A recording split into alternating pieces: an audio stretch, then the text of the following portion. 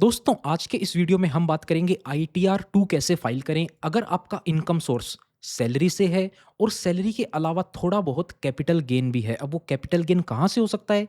Share से या फिर म्यूचुअल फंड से हो सकता है। अब वो शॉर्ट टर्म भी हो सकता है, लॉन्ग टर्म भी हो सकता है। तो दोनों अगर आपका है, शॉर्ट टर्म भी है, लॉन्ग टर्म भी है, तो उसकी बात करेंगे कैसे आप आईटीआर 2 अपनी फाइल करें।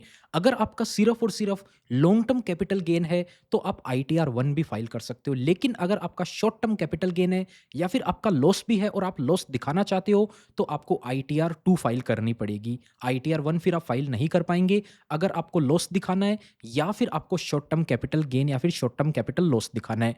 लॉन्ग टर्म में लॉस है, आप इग्नोर करना चाहें तो इग्नोर करके आईटीआर 1 भी फाइल कर सकते हैं। देखिए, हमारे केस में क्या-क्या इनकम है ये आपको मिलेगा एआईएस के अंदर या फिर टीआईएस के अंदर। ये कहाँ पे आप चेक कर सकते हो? इसके लिए आपको इनकम टैक्स की वेबसाइट पे आना है। यहाँ पर आपको एआईएस का ऑप्शन मिलेगा, इस पे आप क्लिक करेंगे ना, यहाँ से आप फाइनेंशियल ईयर 2025-26 का एआईएस चेक कर सकते हो। उसके अंदर हमारी ये इनकम है। देखिए, यहाँ पर एआईएस के डेटा में आपको सैलरी मिल रही है 66,676, लेकिन एक्चुअल में फॉर्म 16 की जो सैलरी आप देखेंगे 6,66,676 रुपए है। जिस भी व्यक्ति ने ये डेटा फीड करा है, उसने एक 6 लगाना भूल गया केवल। तो आपको क्या करना है, अपने बैंक स्टेटमेंट में बिलीव करना है, आपके फॉर्म 16 में बिलीव करना है। एआईएस के डेटा में बिलीव नहीं करना है, एआईएस का डेटा गलत हो सकता है। इसके अलावा सेविंग अकाउंट का इंटरेस्ट है ₹916, तो ये आपका सही ही होगा 100% केसेस में। कुछ-कुछ बैंक का डेटा ज़रूर हो सकता है कि यहाँ शो ना कर रहा हो। किसी बैंक में आपका आधार कार्ड, पैन कार्ड दोनों नहीं है डॉक्यूमेंट जमा, तो हो सकता है वहाँ पे ये ना शो कर रहा हो। एफडी, तो एफडी का भी अमाउंट आपको मिल रहा है, एफडी करा रखी है। उसके अलावा सेल ऑफ सिक्योरिटीज़ 4,63,000 की सेल करी है। अब ये कितने में खरीदी थी, वो आपको ब्रोकर के स्टेटमेंट से या फिर आपने जिस भी कंपनी के म्यूचुअल फंड या शेयर्स परचेज़ कर रखे हैं, वहाँ पर जिस भी प्लेटफ़ॉर्म के थ्रू आपने परचेज़ करे, वहाँ से आपको स्टेटमेंट मिल जाएगा। तो हमारे केस में ग्रो है, तो ग्रो का स्टेटमेंट आपको डाउनलोड कर लेना है, वहाँ पे आपको ये सारा डेटा मिल जाएगा। ये जो परचेज़ वाला है, इसको इग्नोर करना है, इस पे आपको ध्यान नहीं देना है। ये है कि आपने साल भर में कितने के शेयर परचेज़ करे। तो परचेज़ से मतलब नहीं है, जब आप उसको बेचते हैं, सेल करते हैं, तब आपको प्रॉफ़िट या लॉस होता है, तो उसको आपको ध्यान रखना है, परचेज़ वाले को इग्नोर करना है। ये जो सेल है, इसका परचेज़ प्राइस आपको पता चलेगा आपके ब्रोकर के अकाउंट में से। चलिए, अब अपन स्टडी कर लेते हैं। पहले अपना वो पी एंड एल देख लेते हैं, जहाँ से आपको कितना गेन हुआ है, कितना लॉस हुआ है, वो आपको पता चलेगा। ये रहा हमारे केस में ग्रो का स्टेटमेंट। ग्रो आपको ये स्टेटमेंट प्रोवाइड करेगा। आप उसके ऐप के अंदर जाके रिपोर्ट्स वाले सेक्शन में फाइनेंशियल ईयर 25-26 का स्टेटमेंट डाउनलोड करेंगे। जैसे कि आप देख सकते हो, कैपिटल गेन स्टेटमेंट, तो आपको ये मिल जाएगा।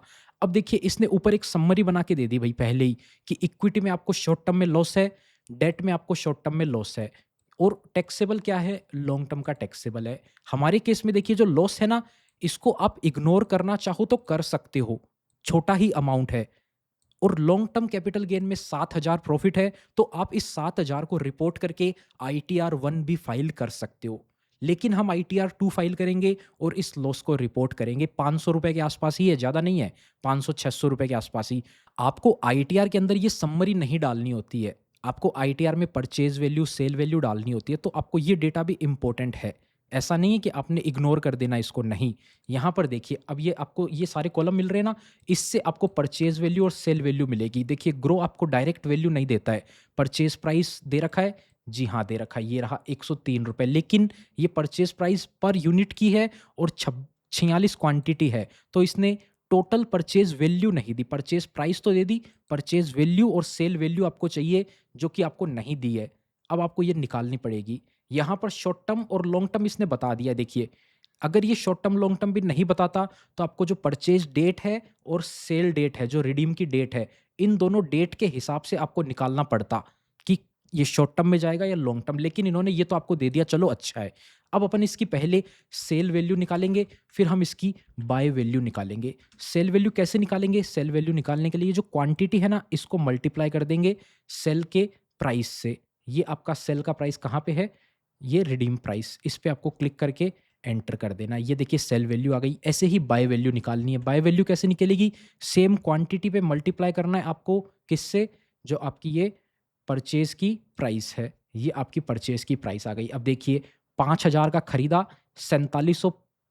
45 में बेचा तो 254 रुपए का लॉस हो गया। इसी तरह से आपको ये पूरा ड्रॉप डाउन कर देना है नीचे तक। आपको दोनों केसेस में ये आपको ऊपर तक इसको कंट्रोल डी करके इसको आप पूरा ड्रॉप डाउन कर सकते हैं। ये देखिए सारे केसेस इसके फिल हो गए। अब यहाँ से आपको सेल वैल्यू निकाल लेनी है, लेकिन ये जो सेल वैल्यू आएगी ये टोटल की आएगी। हमें शॉर्ट टर्म भी अलग रखना है, लॉन्ग टर्म भी अलग रखना है। तो यहाँ पे आप फिल्टर लगाएंगे और शॉर्ट टर्म वाले कॉलम में जाके हम क्या करेंगे, यहाँ से जीरो सेलेक्ट कर लेंगे। शॉर्ट टर्म में जीरो सेलेक्ट किया तो क्या हुआ, सारी लॉन्ग टर्म की एंट्री आ गई। तो लॉन्ग टर्म का आपका प्रॉफिट देखिए 7172 आ रहा है नीचे टोटल सम में इनका। तो 7172 ही था, मतलब ये सही आया है। हमने जो फिल्टर लगाया है ये सही लगा है। अब सेल में जाएंगे, टोटल कर लेंगे, इसका कितना है 73,173,169। अब इसको आपको कहीं पे नोट कर लेना है, पेन एंड पेपर से भी आप नोट कर सकते हो। हम एक एक्सेल बना लेते हैं। ये जो हमारे केस में आप देखोगे यहाँ पे हम लिख लेते हैं, कौन सा हम देख रहे हैं, लॉन्ग टर्म देख रहे हैं ना। लॉन्ग टर्म की सेल वैल्यू 73,169, लॉन्ग टर्म में सेल वैल्यू हम यहाँ लिख देते हैं 73,169, ठीक है। इसी तरह से बाय वैल्यू में आप आएंगे तो बाय वैल्यू आप इसका टोटल लगा लो 65,996, 65,996। तो यहाँ पर इसका प्रॉफिट निकल जाएगा, सेल माइनस बाय करेंगे तो 7,173 रुपये आ गया, ठीक है। ये आपका एग्जैक्ट सही हो गया, तो इसको कंप्लीट कर देते हैं। अब वापस इसको फिल्टर लगा के ओके कर देंगे, ठीक है। अब लॉन्ग टर्म वाले कॉलम में आएंगे, इसमें हम क्या करेंगे, जीरो सेलेक्ट कर लेंगे, जिससे सारी शॉर्ट टर्म की एंट्री आ गई। अब इसी तरह से शॉर्ट टर्म का सेल वैल्यू का टोटल ले लेना है आपको। ये कितना आ रहा है, 2,61,707, 2,61,707। इसका परचेज वैल्यू निकाल लेंगे। परचेज वैल्यू क्या है इसकी, इसकी परचेज वैल्यू है 2,62,034, 2,62,0304। इसका प्रॉफिट आ जाएगा, ऊपर में से नीचे वाला माइनस करेंगे तो माइनस का 327 प्रॉफिट आया, मतलब लॉस है। ये देखिए 327, ये दोनों अपने फिगर निकल गए। इसको अपन एक बार हाईलाइट कर देते हैं। अब ये वाला फिगर और बाकी रहता है, ठीक है। ये हो गया कंप्लीट। अब नीचे क्या है, इसमें आप आएंगे थोड़ा सा नीचे देखेंगे ना, debt unspecified other than equity, यानी कि डेट म्यूचुअल फंड है अदर देन इक्विटी वाले, ये रहा। यहाँ पर आप देखेंगे 3 एंट्री है डेट फंड की। अब 3 एंट्री में इस पे निकाल लेते, पहले सारा शॉर्ट टर्म है, ठीक है। इसकी परचेज डेट भी देखो आप 2025 है, सारी की सारी शॉर्ट टर्म है और सारा का सारा परचेज डेट 2025 में आ रहा है। तो हम यहाँ से इसका भी सेम इसी तरह से, ये जो हमने 2 निकाले थे ना, इन दोनों को कॉपी करके यहाँ पे हम पेस्ट कर देंगे। तो इसका भी ड्रॉप डाउन लगा देंगे। तो ये 3 का भी हमारा सेल वैल्यू आ गया। कितना हुआ इसका सेल, 1,29,547। यहाँ पे लिख देंगे 1,29,547। बाय वैल्यू, इसकी बाय वैल्यू लिख देंगे 1,29,819, 1,29,819। इसमें भी प्रॉफिट निकाल लेंगे। इसमें क्या आया, इसमें भी लॉस आया 272 रुपये का। क्या एक्चुअल में 272 ही था, जी हाँ एकदम सही है। तो ये कंप्लीट हो गया, ये हमने पूरा स्टेटमेंट निकाल लिया। इसके अलावा आप देख सकते हो हमने पहले से भी कर रखा था, जो कि एग्जैक्ट मैच आ गया है, ठीक है। इसमें कोई दिक्कत नहीं है, आपको ये निकालना था। हमें कुल मिला के प्रॉफिट की ये कैलकुलेशन निकालनी थी और उसके साथ में सेल वैल्यू और बाय वैल्यू, ये 2 चीज़ निकालनी थी। तो हमने ये पूरा निकाल लिया। क्योंकि प्रॉफिट आप डायरेक्ट नहीं डाल सकते इनकम टैक्स रिटर्न के अंदर, आपसे सेल वैल्यू पूछता है, बाय वैल्यू पूछता है, प्रॉफिट नहीं पूछता है। वो प्रॉफिट ऑटोमेटिक कैलकुलेट करता है। तो आपको ये निकालना जरूरी था। ये नहीं निकालोगे तो आप आईटीआर फाइल नहीं कर पाओगे। तो आपको अगर हमारी सर्विस लेनी है तो लिंक आपको डिस्क्रिप्शन में मिल जाएगा, स्क्रीन पे नंबर दिख रहा होगा। आईटीआर 1, 2, 3, 4 सारी लाइव है। जो भी आपको फाइल करवानी हो आप कॉन्टैक्ट कर सकते हैं। चलिए, अब इसके अलावा सैलरी इनकम थी, मैंने आपको दिखाया फॉर्म 16 में से 6, 6, 6, 6, 7, 6। तो ये हमने यहाँ पे सैलरी इनकम भी लिख दी 6, 6, 6, 6, 7, 6। सेविंग अकाउंट का इंटरेस्ट 916 एआईएस में से उठा के लिख दिया। एफडी का इंटरेस्ट 68,560, 68,560 हमने ये लिख दिया। अब देखिए इसमें सेल वैल्यू देखिए, पहला अमाउंट, दूसरा अमाउंट, तीसरा अमाउंट, ये 3 अपन ने निकाले ना, तीनों का टोटल कितना आ रहा है 4,64,423। सेल ऑफ सिक्योरिटीज 4,64,423, 1 रुपया ऊपर नीचे वो राउंड ऑफ का है। बाकी एग्जैक्ट एआईएस के अंदर सही डेटा आ रहा है, यानी कि बाकी सब तो सही है, एक सैलरी में मिसमैच हो गया था बस। बाकी सब आपका एआईएस के अंदर पूरा डेटा सही है। तो आप एआईएस के डेटा पे भी बिलीव कर सकते हो कुछ केसेस में। लेकिन अगर गलत होगा तो आपको पता नहीं है, पहले आपको वेरीफाई कर लेना है। हमने वेरीफाई करा है भाई, ठीक है। सैलरी में देखिए हमें पता है भाई, हमें फॉर्म 16 मिला है कि सैलरी गलत डली है। तो बाकी आप चेक कर लेंगे। ये हो गया कंप्लीट, ठीक है। इसके अलावा अब क्या करना है? अब देखिए जो शॉर्ट टर्म कैपिटल गेन होता है ना, इसके ऊपर टैक्स लगता है 20% के रेट से। हमारे केस में तो लॉस है। अगर आपके केस में प्रॉफ़िट है, मान लेते हैं आपके केस में ₹5000 का प्रॉफ़िट है और आपका ₹5000 प्रॉफ़िट है और सैलरी है 6 लाख के आसपास। अब आपको इस पे 20% का टैक्स देना पड़ेगा। यानी कि आपको ₹1000 का आपको टैक्स देना पड़ेगा। आप इस टैक्स को नहीं बचा सकते। ये टैक्स देना ही देना पड़ेगा आपको। क्यों देना पड़ेगा? क्योंकि 4 लाख रुपए तक ही इनकम टैक्स फ्री है, अगर आपकी इनकम स्पेशल रेट वाली है। स्पेशल रेट मतलब यहाँ पे 20% फ्लैट टैक्स लग रहा है ना, इसको स्पेशल रेट बोलते हैं। यहाँ पर टैक्स लगता है 12.5%, तो इसको भी स्पेशल रेट बोलते हैं। वैसे लॉन्ग टर्म कैपिटल गेन 1,25,000 तक माफ़ होता है। तो आपके केस में यहाँ पर आपको टैक्स नहीं लगेगा, 7,000 ये माफ़ हो जाएगा। लेकिन यहाँ पर कुछ भी माफ़ नहीं होता है। 5,000 प्रॉफ़िट है तो 1,000 टैक्स लगेगा ही लगेगा। कब माफ़ हो सकता है? अगर आपकी सैलरी 4 लाख से भी कम हो, टोटल इनकम आपकी 4 लाख से नीचे हो। सैलरी इनकम 12 लाख तक है तो टैक्स फ्री है। लेकिन सैलरी के साथ कैपिटल गेन आ गया ना, तो आपकी सिर्फ़ 4 लाख तक टैक्स फ्री है। कैपिटल गेन पे आपको टैक्स देना पड़ेगा। सैलरी अगर 8 लाख है तो सैलरी तो फ्री है, लेकिन इस पे आपको टैक्स देना पड़ेगा। इस टैक्स को आप नहीं बचा सकते, क्योंकि ओल्ड टैक्स रिजिम के अंदर आप जाना चाहो तो वहाँ पर आपको बच जाएगा, लेकिन वहाँ पे लिमिट फिर 5 लाख की हो जाती है। न्यू टैक्स रिजिम में 12 लाख की लिमिट हो जाती है। इस पे आपको 20% का टैक्स लगेगा, इस पे 12.5% का टैक्स लगेगा। और डेट म्यूचुअल फंड पे टैक्स कैसे लगता है, उसका आप ये एक चार्ट देख लो यहाँ पे।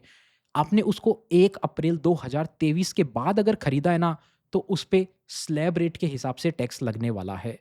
अगर उससे पहले का, हमारे केस में सारा बाद का है, 2025 का है, मैंने आपको बताया था। जैसा कि आप देख सकते हो नीचे यहाँ पे इसकी परचेज़ डेट 2025 है सभी केसेस में। तो हमारे केस में ये बाद का है। बाद का कब लगेगा?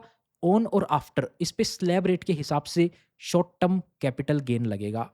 तो इक्विटी का जो कैपिटल गेन है ना, शॉर्ट टर्म वाला, वो ही इस पे लगेगा। लेकिन ये जो ऊपर वाला है ये 20% से लगता है, ये वाला लगेगा स्लैब रेट के हिसाब से। तो ये आपको अलग जगह डालना है, उसके साथ में ऐड करके नहीं डालना है बस। ऐसा नहीं कि आप इसके साथ ही ऐड करके डाल दो, इसके साथ ऐड करके डाल दोगे तो 20% टैक्स लग जाएगा, ये हमारा माफ़ हो जाएगा।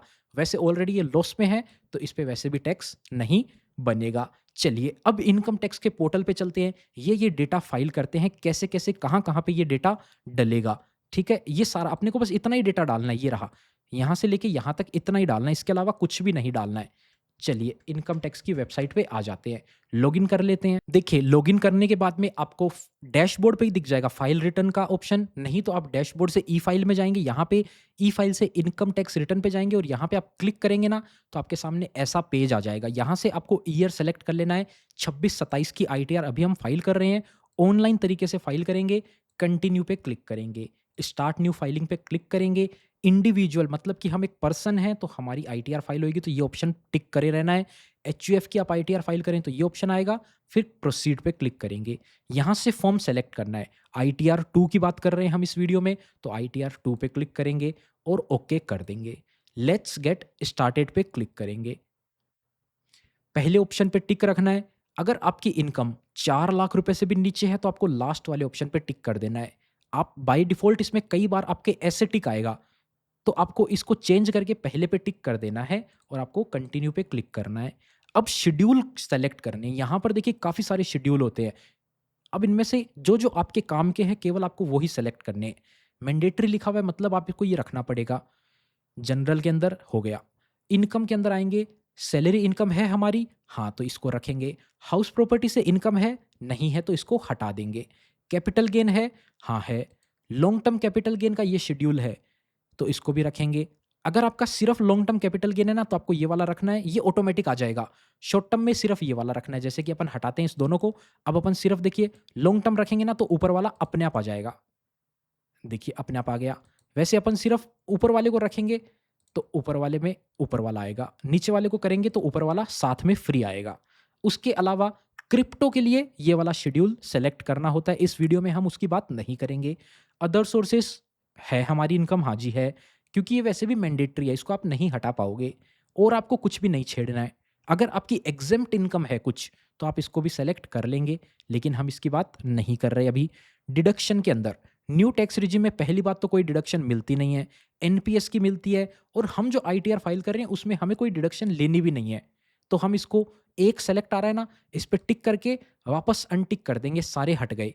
इसमें एक आधा ऑप्शन होता है वो कंपल्सरी होता है, तो वो आएगा तो आ जाएगा। अब आ जाते हैं टैक्स के ऑप्शन में। टैक्स में भी जो मैंडेटरी है वो पड़े रहने दो, जो मैंडेटरी नहीं है उसको हटा दो। अदर सोर्सेस में जो मैंडेटरी हैं वो आएँगे, जो नहीं है वो सेलेक्ट वैसे भी नहीं है। तो इसको कंटिन्यू कर देते हैं। यहाँ पर आप कंटिन्यू ना करें, स्किप क्वेश्चन पे कर दें। देखिए 13 शेड्यूल सेलेक्ट हुए हैं, स्किप कर देते हैं सीधा, ओके। अब पहले में आएँगे जनरल इन्फॉर्मेशन, इस पे क्लिक करेंगे। यहाँ पर आप देखेंगे पर्सनल इन्फॉर्मेशन है, तो इसके अंदर आपको कुछ करना नहीं है। कॉन्टैक्ट वाले के अंदर आपको जाना है, थोड़ा-सा स्क्रॉल करेंगे नीचे, आपसे सेकेंडरी एड्रेस पूछेगा, तो उस पे आपको टिक कर देना है सेम एज़ प्राइमरी एड्रेस। अगर आपका दूसरा है, तो आप उसको नो करके अपना दूसरा एड्रेस भर दीजिएगा। थोड़ा स्क्रॉल करके नीचे आएँगे, तो ये वाला ऑप्शन मिलेगा, इस पे आपको येस कर देना है, तो आपका ये ऑटोमैटिक सेम फिल हो जाएगा प्राइमरी एड्रेस के जैसे। कॉन्टैक्ट वाला ऑप्शन हो गया। अब आते हैं फाइलिंग स्टेटस के अंदर।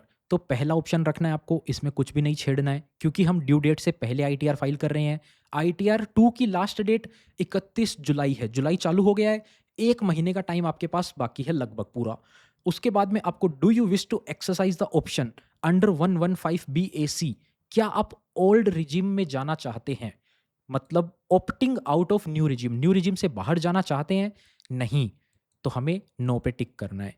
नीचे आएँगे, यहाँ पे रेज़िडेंट थे आप, तो इसको पड़े रहने देना है। इसमें आपको पहला ऑप्शन टिक कर लेना है कि आप इंडिया के अंदर 182 दिन से ज़्यादा थे। फिर नीचे आएँगे, क्या आपको ये बेनिफिट क्लेम करने हैं? नहीं करना। क्या आप पोर्चुगीज़ सिविल कोड के अंदर आते हो? नहीं आते। एफपीआई हो आप? नहीं हैं। क्या आप एक रिप्रेजेंटेटिव एसएससी की आईटीआर फाइल कर रहे हो? नहीं। इसमें देखिए आप अपने फ्रेंड, फैमिली किसी की फाइल कर रहे हो ना, तो नो ही करना है। मतलब हम उसी का लॉगिन आईडी लेके फाइल कर रहे हैं। तो सरकार के पॉइंट ऑफ व्यू से हम खुद ही फाइल कर रहे हैं। डायरेक्टर नहीं, नो। इसके बाद में अनलिस्टेड शेयर हैं आपके पास, अगर हैं तो आपको उसकी डिटेल देनी पड़ेगी। देखिए नहीं है तो नो पे टिक करके आगे बढ़ जाइए। बैंक डिटेल, आपके पास जितने भी बैंक अकाउंट है ना, उन सबको ऐड करना है यहाँ पे, और एक बैंक अकाउंट को सेलेक्ट करना है। अगर आपका टीडीएस ज़्यादा कट गया है तो वो उस बैंक अकाउंट में रिफंड आ जाएगा। कन्फर्म कर देते हैं। ये देखिए पहला ऑप्शन कंप्लीट हो गया। दूसरे ऑप्शन में आएँगे सैलरी वाले में। दूसरे ऑप्शन में आएँगे ग्रॉस सैलरी। इसमें आपको एडिट पे क्लिक करना है। एम्प्लॉयर की डिटेल आ रही है, आपको चेक कर लेनी है, मोस्टली ये सही आएगी। यहाँ पर नेचर ऑफ एम्प्लॉयर आपको सेलेक्ट कर लेना है। Central government, state government, private जो भी है आपको वो सेलेक्ट कर लेना है। हमारे केस में सैलरी गलत आ रही है, 6,66,000 है, तो इसको सही करेंगे। ऐसा नहीं कि गलत आ रही है तो गलत ही चलने दो, नहीं। बेसिक में सारा अमाउंट डाल दो। अगर आपको ब्रेकअप पता है अलग-अलग, तो आप अलग-अलग भी डाल सकते हो। जैसे कि क्या-क्या ऑप्शन होता है, DA, convenience allowance, HRA, LTA, CEA, children education allowance, other allowance, आपको पता है तो डालिए। नहीं है आपके पास ब्रेकअप, तो सारा अमाउंट बेसिक सैलरी के अंदर डाल दीजिए, क्योंकि डिडक्शन वैसे ही नहीं मिलती है। अगर डिडक्शन मिलती होती तो हम इसको डालते। नीचे आएँगे, यहाँ पर देखिए ये एक्स्ट्रा पड़ा है, कुछ भी नहीं है यहाँ पे, तो इसको डिलीट करना है, नहीं तो ये लास्ट में एरर देगा। प्रॉफिट इन लिeu ऑफ सैलरी खाली पड़ा है, तो इसको भी डिलीट कर देते हैं, ओके। और नीचे आएँगे, कुछ भी नहीं करना है, सैलरी आ गई, सेव कर देना है। अब देखिए सैलरी में से 75,000 अपने आप कम हो गया, डिडक्शन मिलती है ना स्टैंडर्ड डिडक्शन, तो वो 75,000 कम हो गए, सैलरी बची 5,91,675। हो गया सैलरी वाला ऑप्शन कंप्लीट। कैपिटल गेन में आते हैं। कैपिटल गेन में शॉर्ट टर्म कैपिटल गेन आएगा सबसे पहले। ये वाला ऑप्शन देखिए, 2 नंबर वाला point, from sale of equity share, इस पे आएँगे, ऐड पे करेंगे। सेक्शन 115 ए, ये होता है शॉर्ट टर्म कैपिटल गेन का 111 ए। इसमें आपको फुल वैल्यू ऑफ कंसिडरेशन, मतलब जो आपके शॉर्ट टर्म कैपिटल गेन है ना, जो इक्विटी वाले थे या फिर म्यूचुअल फंड वाले थे जिस पे 20% का टैक्स लगेगा, वो अमाउंट का टोटल सेल वैल्यू यहाँ पे डालना है। तो हमारे केस में ये था ना 20% सेल वैल्यू वाला, तो इसका सेल वैल्यू ये वाला अमाउंट 2,61,707 यहाँ पे डालना है। 2,61,707, जैसे मैंने आपको बताया था ना, आपको ये कैलकुलेट करना पड़ेगा, सीधा प्रॉफिट डाल के आगे नहीं बढ़ सकते, तो ये डाल दिया। कॉस्ट ऑफ एक्विजिशन, ये कितने रुपए में आपने खरीदा था, ये जो बेचा है ना, इसकी कॉस्ट डालनी है, ये वाली परचेज वैल्यू नहीं डालनी है। इसकी हमने जो कॉस्ट निकाली थी ना, ये निकाली थी 2,62,034 रुपए, तो ये डालेंगे 2,62,034 रुपए, ये इसकी कॉस्ट आ गई। नेट प्रॉफिट निकल गया 327 रुपए का लॉस, 327 का लॉस। देखिए हमको ये डालने का ऑप्शन नहीं आया, ये अपने आप निकलता है। तो एक्सपेंस, म्यूचुअल फंड के केस में एक्सपेंस नहीं डालेंगे हम, शेयर्स वगैरह होते हैं तो उसके केस में आप डाल सकते हो, सेव कर देंगे। ये हो गया कंप्लीट, एक हो गया ना, ये हमारे केस में पूरा हो गया, इसको हाईलाइट कर देते हैं। सैलरी इनकम पूरा हो गया, इसको हाईलाइट कर देते हैं। अब आते हैं थोड़ा सा नीचे, from sale of other asset other than A1 A2 A3 A4, ये सारे के अलावा इसमें एडिट करेंगे। ये देखिए, full value of consideration in respect of assets other than unquoted shares. यहाँ पर अपना जो भी अदर कैपिटल गेन है ना, वो डाल देंगे, ये वाला जो स्लैब रेट से लगेगा। ये कैपिटल गेन है शॉर्ट टर्म में, तो इसको शॉर्ट टर्म में डालना है। ये अमाउंट डालेंगे 1,29,547, 1,29,547। इसकी कॉस्ट यहाँ पर डालेंगे, कॉस्ट ऑफ एक्विजिशन। इसकी कॉस्ट आएगी 1,29,819, 1,29,819 रुपये। 272 रुपये का लॉस हो गया, 272 रुपये का, 71 72, ठीक है, थोड़ा बहुत राउंड ऑफ में एक आधा रुपया ऊपर नीचे हो जाए तो कोई भी दिक्कत नहीं है। ये हो गया कंप्लीट। क्योंकि पॉइंट के बाद में अपन ने कई चीज़ों को इग्नोर किया, तो पॉइंट के बाद अगर आपको वो 0.5 से ऊपर दिख रहा है तो आप उसको 1 रुपया बढ़ा के भी ले सकते हो, चाहे आप उसको उतना भी ले लो, 1 रुपये में कुछ नहीं होने वाला है। सेव कर देंगे, ये हमने डाल दिया, ये नीचे वाला भी ऑप्शन कंप्लीट हो गया। अब बचा क्या, लॉन्ग टर्म कैपिटल गेन बचा है, और ये जो दो सेविंग और एफडी का इंटरेस्ट बचा है, चलिए इसको भी डाल देते हैं, कंफर्म करेंगे। अब आएंगे इधर 112 ए वाला जो शेड्यूल आपको बताया था ना, लॉन्ग टर्म कैपिटल गेन वाला, इसमें आएंगे, ऐड करेंगे। सबसे पहले हमने इनको कब खरीदा था, 31 जुलाई 2018 के बाद में खरीदा था, ये ऑप्शन आपको सेलेक्ट कर लेना है। अब यहाँ पर आइए, फुल वैल्यू ऑफ कंसिडरेशन, इसकी यहाँ पर सेल वैल्यू डालनी है। कितनी है सेल वैल्यू, 73,169, 73,169। परचेज वैल्यू कितनी है इसकी, 65,996। तो कॉस्ट ऑफ एक्विजिशन में 65,996 डाल देंगे। इसका कोई खर्चा है नहीं है, जीरो रखेंगे। 7173 का प्रॉफिट आ गया, ये केवल प्रॉफिट है, बाकी अभी तक दोनों लॉस थे। ये एंट्री हो गई कंप्लीट, इसको कंफर्म कर देंगे, ये भी हो गया कंप्लीट। ये लीजिए हाईलाइट। अब आते हैं अदर सोर्सेस। अदर सोर्सेस में यहाँ पे टिक करिए। ये देखिए इंटरेस्ट इनकम में ये दो चीज़ आपको दिखा रहा होगा पहले से ही, 916 916, 68,560 68,560, ये मैच कर लेना है। ऐसे नहीं कि जो आ रहा है यहाँ पर, कई बार हो सकता है 916 की जगह यहाँ पे 500 रुपये आ रहा हो, तो आपको इसको बढ़ा देना है, इसको 916 कर देना है, AIS के हिसाब से कर दीजिए। अगर आपको लगता है AIS का डेटा गलत है तो आप अपने बैंक स्टेटमेंट का डेटा भी ला सकते हैं। AIS में कम हो सकता है, AIS में अगर ज़्यादा आ रहा है ना और आपके बैंक स्टेटमेंट में कम आ रहा है तो AIS का फिगर आपको लेना पड़ेगा। अगर आपको लगता है नहीं भाई AIS है ही गलत, तो AIS के अंदर रिपोर्ट करने का ऑप्शन होता है, आप गवर्नमेंट को उस पे बता सकते हो कि नहीं भाई ये गलत है, डुप्लीकेट एंट्री आ गई, गलत हो गया, कुछ ऐसा है, तो आप उसको सेलेक्ट करके उस पे रिमार्क दे सकते हो। वरना आपको AIS का जो ज़्यादा डेटा है वो ही लेना है। गलत है, आपको पता है, आप 100% श्योर हो, तभी आपको उस पे रिमार्क देना है, वरना नहीं देना है। ये दोनों आ गए और इसको सेव कर दिया, ये भी डल गया। अब बचा क्या, कुछ बचा नहीं, सब कुछ तो डाल दिया हमने। चलिए तो अब आपको सिर्फ कंटिन्यू करना है।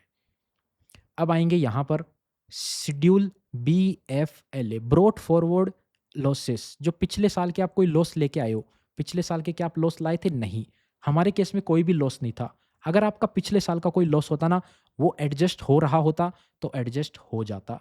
हमारे केस में देखिए लॉन्ग टर्म कैपिटल गेन कितना बना, 6574 रुपये। अब आप बोलोगे ये कम कैसे हो गया, जो शॉर्ट टर्म का कैपिटल गेन था ना वो एडजस्ट हो गया यहाँ से ही। तो इस चक्कर में हमारा ये देखिए माइनस का, प्लस का, माइनस का, तीनों को ऐड किया तो 6575 रुपये, 6574 हो गया। यानी कि जो लॉन्ग टर्म का प्रॉफिट है ना, वो शॉर्ट टर्म के लॉस को वहीं पे ही माइनस कर देता है। तो हमारा ये जो लॉस है वो ज़ीरो हो गया। चलिए अब आगे बढ़ते हैं, कंफर्म करते हैं। अब शेड्यूल CYLA, पहले ये वाला कर लिया, अब CYLA पे आते हैं। यहाँ पर क्या है, इनकम सेट ऑफ करने के बाद में करंट ईयर का क्या लॉस बच रहा है आपका, कुछ है क्या सेट ऑफ करने के बाद में, losses remaining after set of, कुछ नहीं है ना। दो लॉस थे, दोनों सेट ऑफ हो गए तो हमारा लॉस कुछ भी नहीं बचा। हमारा प्रॉफिट कितना आया लॉन्ग टर्म में? 6574 रुपए का प्रॉफिट आया केवल लॉन्ग टर्म में। शॉर्ट टर्म में कोई भी प्रॉफिट नहीं आया। तो लॉन्ग टर्म का जो प्रॉफिट है ना, वो कैपिटल गेन वाले शेड्यूल में 6574 यहाँ पे डालेंगे। कैपिटल गेन वाले शेड्यूल में वापस आना है, एफ वाले पॉइंट में आना है। ये देखिए, long term capital gain taxable at 12.5%। कहाँ से ये फिगर लाना है? Schedule B F L A से। Schedule B F L A से हम फिगर लेके आए ना अभी, कितना लेके आए? ये वाला फिगर हम लेके आए वहाँ से 6574 रुपये। तो यहाँ पे आप 6574 डाल देंगे, ठीक है, और इसको कंफर्म कर देना है। हो गया complete. Schedule carry forward losses, कुछ लॉस है ही नहीं। क्या पहले का लॉस है हमारे केस में? नहीं, तो हम इसको सिर्फ कंफर्म कर देंगे। अगर लॉस है आपका पहले का या फिर इस साल कोई लॉस कैरी फॉरवर्ड हो रहा है तो वो इसके अंदर आपको दिख जाएगा। Schedule special income, special rate की इनकम है इसमें, ये रही 6574 है, लेकिन इस पे टैक्स जीरो आ रहा है। क्यों आ रहा है? क्योंकि 1,25,000 तक लॉन्ग टर्म कैपिटल गेन माफ होता है, इसीलिए इस पे टैक्स जीरो आ रहा है। तो इसको भी कंटिन्यू कर देना है। शेड्यूल डिडक्शन, क्या डिडक्शन है? कुछ नहीं है हमारे केस में। उसके बाद में AMTC अल्टरनेट टैक्स का होता है, हमारे केस में नहीं है कुछ भी, इस पे कंफर्म कर देना है। Total income, computation of total income 5,91,675, इसमें से जो है वो डिडक्शन मिल गई आपको। उसके अलावा कैपिटल गेन है 6574 का, इनकम फ्रॉम अदर सोर्सेज है 69,000। तो ये सब कुछ आपको देख सकते हो, टोटल इनकम आपकी हो गई कंफर्म। टैक्सेस पेड, क्या कोई TDS कटा हुआ है? हाँ जी, जो सैलरी का TDS है वो यहाँ दिख जाएगा। गलती से सैलरी के केस में 100 रुपये का TDS कट गया था, तो वो यहाँ पे दिख रहा है, तो इसको कंफर्म कर देंगे। अगर आपका टैक्स बनता है तो आप यहाँ पे उसको पे कर सकते हो। अपने एडवांस में कोई पहले पे कर रखा है तो वो यहाँ पे आपको दिख जाएगा। नहीं दिख रहा तो आपको ऐड कर देना है। 4 चीज़ लानी है: BSR कोड, किस तारीख को आपने डिपॉजिट किया था, कितना अमाउंट किया था, चालान नंबर। जब आप टैक्स भरोगे ना यहाँ से ई पे टैक्सेस पे जाके, तो आपको वहाँ पर एक चालान डाउनलोड होएगा। उस चालान में ये 4 चीज़ आपको उठा के यहाँ ले आनी है। हमारे केस में टैक्स वैसे ही नहीं बनेगा शायद तक, तो आ जाते हैं टोटल टैक्सेबल इनकम। कितना टैक्स बना? 13,058 रुपये का टैक्स बना। 4 लाख से जो ऊपर की इनकम है ना, उस पे टैक्स बनाइए, लेकिन हमें रिबेट मिल जाती है 87A की। 12 लाख रुपए तक हमारे को रिबेट लगती है, तो ये टैक्स वापस ज़ीरो हो गया, तो सब कुछ ज़ीरो है। 100 रुपए का टैक्स पेड था जो मैंने आपको बताया, वो रिफंड आ जाएगा 100 रुपए वाला पूरा का पूरा। कन्फर्म कर देंगे। प्रोसीड टू वेरिफिकेशन पे क्लिक करेंगे। यहाँ पर आपको क्या करना है? टिक करना है, इधर आपका प्लेस डाल देना है जहाँ से भी बैठ के आप ITR फाइल कर रहे हो। बाकी आपको प्रोसीड टू वेरिफिकेशन पे क्लिक करना है। वैलिडेशन हो गया, प्रीव्यू पे क्लिक करेंगे और यहाँ पर आपको देख लेना है आपका जो PDF है, आप इसको डाउनलोड करना चाहो तो यहाँ से आप डाउनलोड भी कर सकते हो। ये प्रीव्यू वर्जन है, आपको पूरा इसको देखना है, एक एक चीज़ चेक करनी कैसी ITR फाइल हुई है, तो आप इसको प्रीव्यू में चेक कर सकते हो। नहीं करना, आपको लगता है सब कुछ सही है, प्रोसीड टू वैलिडेशन पे क्लिक कर दोगे और आपका ITR जो है वो सक्सेसफुली फाइल हो जाएगा। प्रोसीड टू वेरिफिकेशन पे क्लिक करना है और आपको अपने ITR को ई वेरीफाई कर लेना है। ई वेरीफाई मतलब कि आपको अपना साइन कर देना है डिजिटली कि ये ITR आपने ही फाइल किया है। उसके लिए आपको यहाँ पर पहला ऑप्शन टिक करना है और आपको कंटिन्यू पे क्लिक करना है। फिर देखिए आपको ऑप्शन मिलेंगे, आप ITR को ई वेरीफाई कैसे करना चाहते हो। आधार OTP से कर सकते हो, DSC डिजिटल सिग्नेचर होता है, एक पेन ड्राइव की तरह आता है, वो आपके कंप्यूटर में इंसर्ट करके आप अपना पिन डाल के उसके थ्रू भी कर सकते हो, या फिर आपको और भी ऑप्शन है, नेट बैंकिंग के थ्रू कर सकते हो, अपने बैंक अकाउंट के थ्रू कर सकते हो। आपने जो बैंक अकाउंट ऐड किया ना, बैंक के अंदर ईमेल आईडी और मोबाइल नंबर में से कोई चीज़ अगर सेम होती है ना, तो वो ई वेरीफाई के लिए इनेबल हो जाता है। तो बैंक के इसके थ्रू भी कर सकते हो। आप इस पे क्लिक करोगे ना, देखिए हमारे केस में नहीं है, लेकिन कुछ कुछ केसेस के अंदर अगर ये ऑप्शन मिल रहा है, आपके पास आधार OTP नहीं है, तो इस मेथड से भी आप ई वेरीफाई कर सकते हो, या फिर आप डीमैट के थ्रू भी कर सकते हो, नेट बैंकिंग के थ्रू भी कर सकते हो। हम करेंगे आधार OTP के थ्रू, सबसे बेस्ट ऑप्शन यही होता है। आपको भी हम यही सजेस्ट करेंगे, इसके थ्रू अपनी ITR को ई वेरीफाई कर लो और आपकी ITR सबमिट हो जाएगी। इस पे कंटिन्यू करेंगे, OTP जाएगा, OTP आपको सबमिट करना है केवल, और आपकी ITR वेरीफाई हो जाएगी। फिर आपको डाउनलोड रिसिप्ट का ऑप्शन मिलेगा, वहाँ से आप अपनी एक्नॉलेजमेंट कॉपी डाउनलोड कर सकते हो, जिसमें आपको एक्नॉलेजमेंट नंबर होगा 15 डिजिट का, कि आप कहीं पे भी आप ITR जो है वेरिफिकेशन होती है ना, वो उस एक्नॉलेजमेंट नंबर से हो जाती है। तो इस वीडियो में इतना ही था। उम्मीद करते हैं आप समझ गए होंगे कैसे आप अपनी आईटीआर 2 फाइल करते हैं। एकदम धीरे-धीरे, एकदम अच्छे तरीके से प्रोसेस बताने की कोशिश करी है। अगर वीडियो पसंद आई हो, अभी तक वीडियो देख रहे हो तो वीडियो को लाइक ज़रूर से कर दीजिए। मिलते हैं आपसे फिर किसी नए और इंटरेस्टिंग वीडियो में। हमारी सर्विस लेना चाहते हो आईटीआर 1, 2, 3, 4, लिंक आपको डिस्क्रिप्शन में मिल जाएगा। चार्जेज़ आपको उस लिंक पे ही दिख जाएँगे कितने हमारे चार्जेज़ रहने वाले हैं। चलिए, मिलते हैं आपसे फिर किसी नए और इंटरेस्टिंग वीडियो में।